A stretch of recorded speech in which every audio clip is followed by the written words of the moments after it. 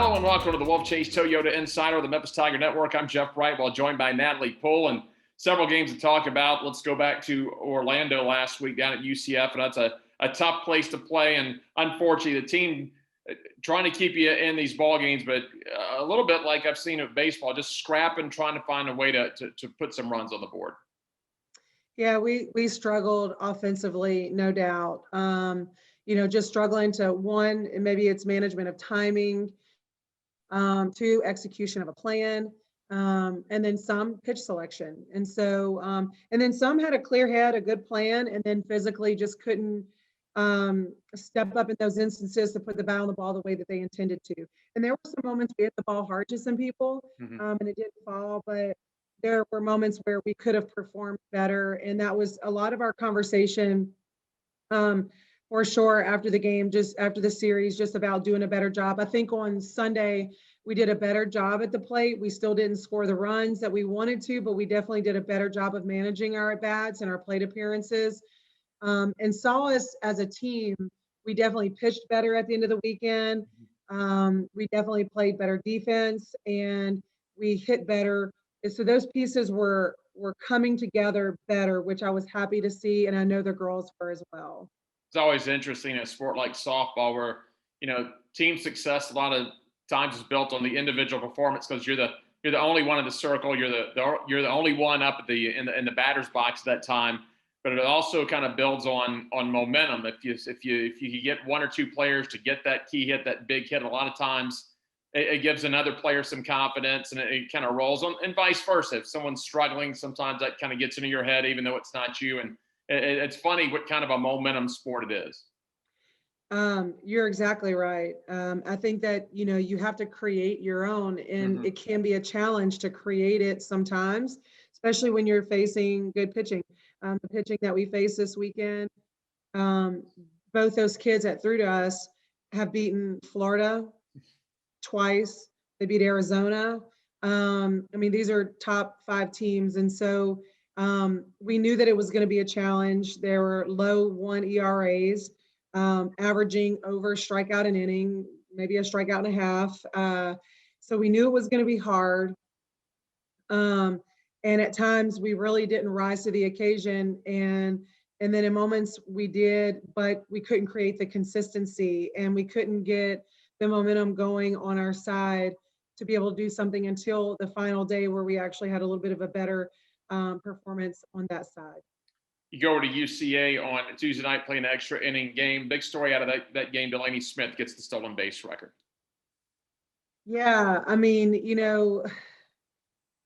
in a normal year, our hope is to go in there and get that midweek win. And clearly that was our hope again yesterday. UCA is having a really great year.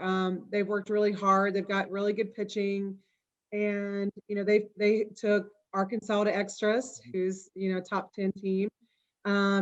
Mississippi State, Ole Miss, they played a one-run ball game against Mississippi State and a 3-run ball game against Ole Miss. But they've had a very great year this year while we've struggled. And so I was really pleased that we were in the ball game. We scored first.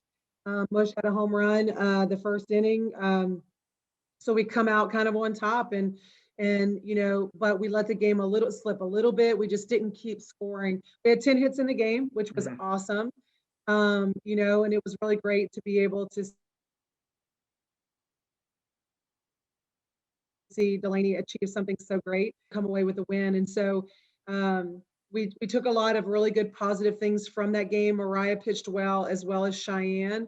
Both of them combined together to pitch a great game. And we really need for them to be pitching well as we move into these final series. We need to pitch our way into games so that way we have a chance at the plate to do something. Hard to believe, just 2 weekends left in the regular season. You have Houston this weekend, the final home games of the year. And really the big thing here is obviously you're playing to win the games, but it's a chance to honor your seniors. And we won't get into the details of how it's, what kind of a senior really are you because of all the rules. There's the super seniors, the bonus, the COVID seniors, I guess. Some will come back, some won't. But as a group, there's 5 of them this year that you'll honor over the weekend. And really, this senior class, regardless if it's softball or another sport, uh, you can kind of put wins and losses out of the way because any senior this season in college sports was really tasked with not just providing your usual leadership on the field and at practice, and trying to lead their teams to wins and losses. So the pandemic year, the senior class had to lead in so many different and really more important ways this year. Yeah, it's been really hard for them. I cannot even imagine some of the things that they've gone through a little bit mentally and emotionally. Um, and then maybe how that's affected everything in some ways. And so I'm excited that we get an opportunity to honor them. We didn't get a chance to do that last year. This weekend, we will get a chance to honor two of our three seniors who didn't return. On Friday, we'll honor Ashton Graves prior to our first game.